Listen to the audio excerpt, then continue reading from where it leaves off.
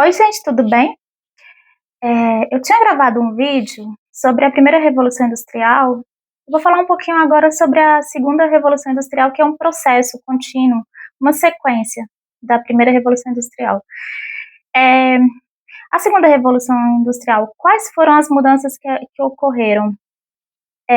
A segunda Revolução Industrial, ela agora se expandiu para outros países, como, por exemplo, Alemanha, França, Estados Unidos, Japão, Bélgica. Alguns historiadores dizem que ela aconteceu de 1850 a 1945, isso daí mais ou menos nessa data. Mas, de qualquer forma, ela ocorreu no século XIX e foi até, em meados do século XIX, e foi até o século XX. Aí também vai depender do ponto de vista do historiador, mas o importante é a gente compreender o processo histórico, o contexto. Lembrando que a fonte de energia da segunda revolução industrial vai ser o petróleo, que vai ser muito importante na produção de combustível, a gasolina, o diesel. E além disso, o petróleo é uma importante matéria-prima para a produção de plástico e borracha.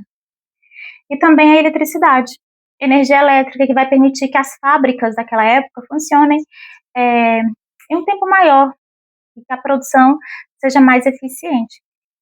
E também houve uma evolução, um salto tecnológico aí no sistema de transporte. Agora os automóveis vão funcionar com motor a combustão interna. Vai surgir o avião, os trens vão ficar mais rápidos, as locomotivas.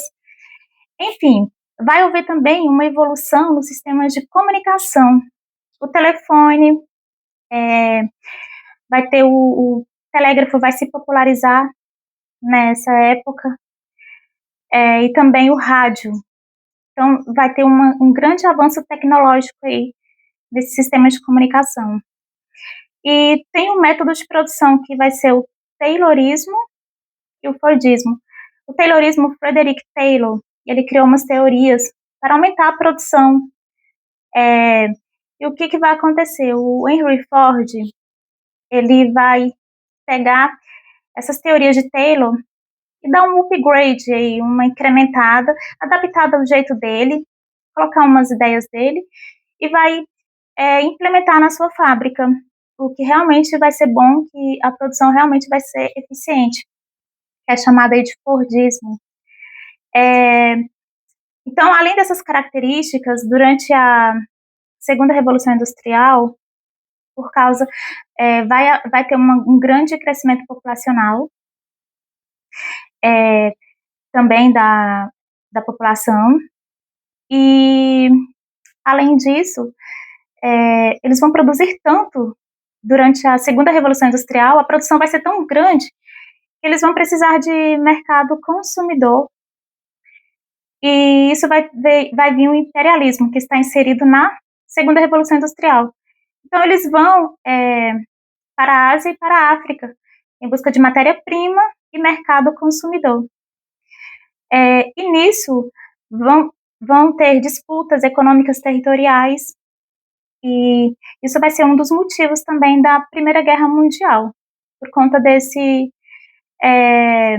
imperialismo, que é também chamado de neocolonialismo. Então, foi só um resumindo tudinho.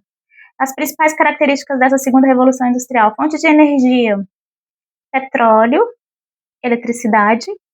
O aço vai ser usado bastante nessa segunda revolução industrial.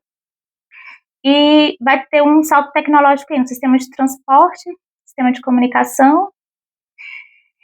E também a gente vai formar os sindicatos, os trabalhadores vão formar os sindicatos, reivindicando por direitos trabalhistas. Então, vai ter avanço por um lado, mas também vai ter essa questão do imperialismo, essas disputas, que vai gerar que vai ser um dos motivos da Primeira Guerra Mundial. Então, gente, muito obrigada pela atenção, que Deus abençoe. Um grande abraço, tchau!